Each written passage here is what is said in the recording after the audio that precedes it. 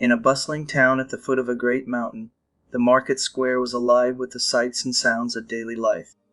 Merchants called out their wares, children ran through the narrow streets, and villagers bartered and bargained under the warm sun.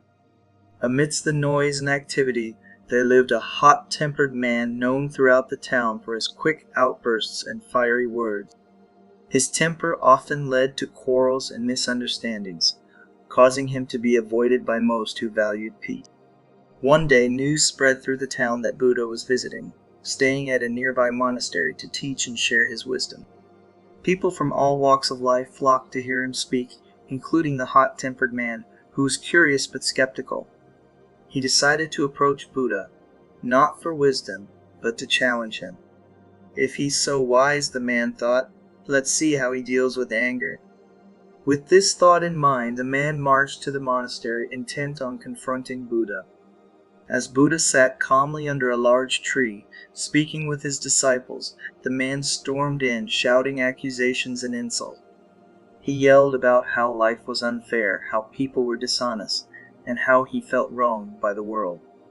Buddha, observing the man's rage, did not react. He listened quietly, his expression unchanging, his presence a stark contrast to the man's fury. The hot-tempered man, seeing no reaction from Buddha, grew even more enraged, shouting louder, his face red with anger.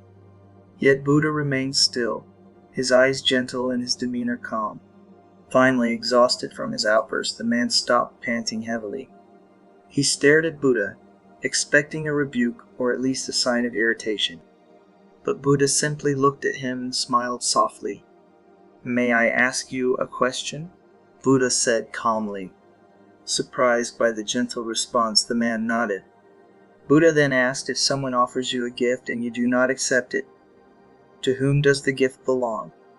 The man, confused by the question, replied, well, it still belongs to the person who offered it. Buddha nodded and said, exactly. In the same way, if someone tries to offer you anger, insults, or hatred, and you do not accept them, they remain with the one who offers. You do not have to take on their anger.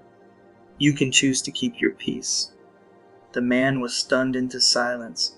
He realized in that moment that his anger was like a gift he had been accepting over and over again, not only from others, but from his own thoughts and reaction. He saw that he had the power to refuse this gift, and that, in doing so, he could remain calm and unaffected. Buddha continued, anger, like fire, can consume everything in its path if not controlled. But it is within your power to quench that fire with understanding, patience, and compassion. Anger cannot hold on to you unless you choose to hold on to it. The man felt his anger dissolve, replaced by a sense of relief and clarity. He realized that Buddha's wisdom was not about avoiding emotions, but about how one responded to them. He bowed deeply to Buddha, gratitude replacing the fury that had brought him there. From that day on, he practiced mindfulness and restraint, learning to let go of his anger rather than letting it control him.